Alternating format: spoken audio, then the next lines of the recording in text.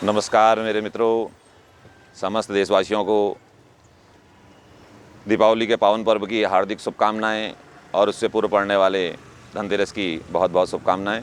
मैं नवीन गुरुजी हल्द्वानी उत्तराखंड से आप सभी का स्वागत करता हूं और शुभकामनाएं और बधाई देता हूं कि आने वाला समय हमारे देश के लिए उन्नतिपूर्ण रहे, हम पुनः विश्व गुरु के पद पर प्रतिस्थापित हों और भारत सोने की चिड़िया कहलाए। इसलिए क्योंकि हमारे भारत देश में पूर्व काल से ही अनेक प्रकार के व्रत त्यौहार उत्सवों को मनाने का परंपरा रही है। इसी क्रम में पड़ने वाली दीपावली भारत के प्रमुख पर्वों में से एक है। सभी लोग दीपावली को पूर्ण हर्षोल्लास के साथ मनाते हैं।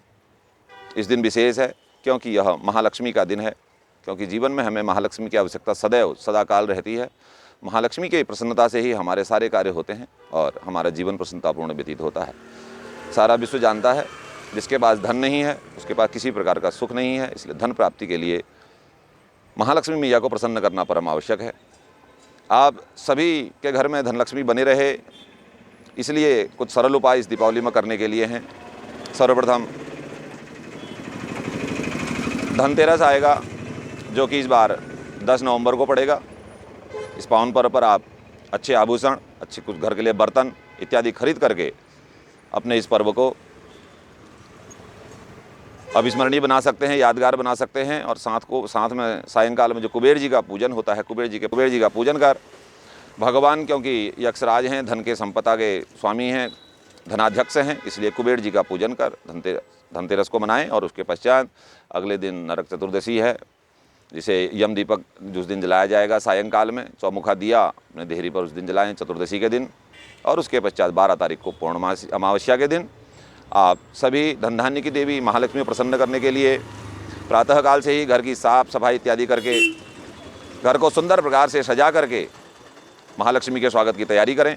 सायंकाल में सुंदर दियों से घर को सजाएं और खूब फूल, मालाएं और आधुनिक काल में जो आजकल ये मालाएं इत्यादि चल गई हैं, इससे अपने घर मंदिर को बढ़िया से सजा करके भली प्रकार से महालक्ष्मी के स्वागत की तैयारी करें।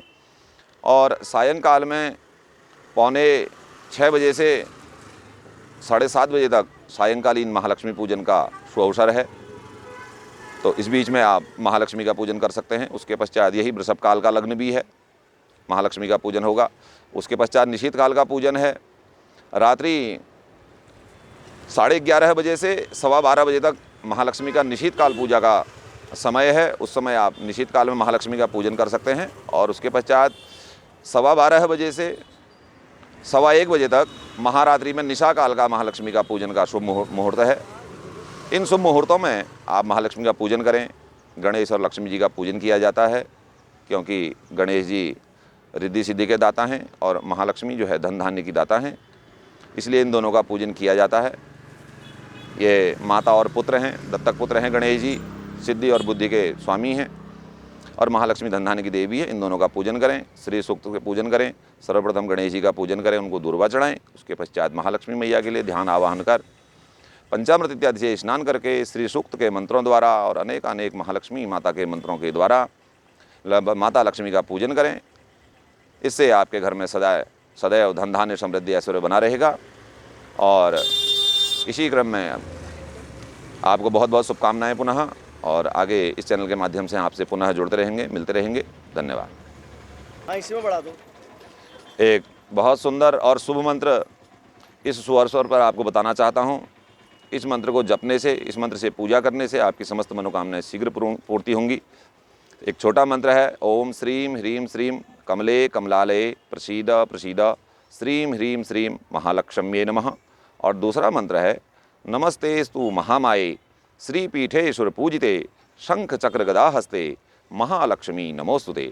इस मंत्र से पूजा करने से आपको अवश्य ही धन धान्य और लक्ष्मी की प्राप्ति होगी। ऐसी मेरी शुभकामनाएं हैं। धन्यवाद। नमस्कार।